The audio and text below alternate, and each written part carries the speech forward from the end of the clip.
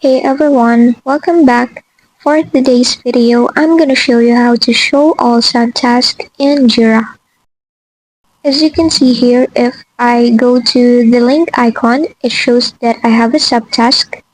Now if you want to show them all, what you need to do is go to filters on the left panel, then select all issues.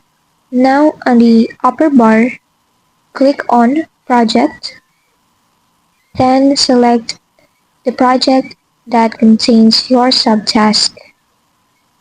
After that, go to Type, then check the checkbox beside all subtasks.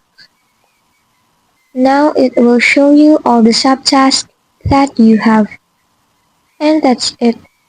If this video helped you, don't forget to like, subscribe, and hit the bell icon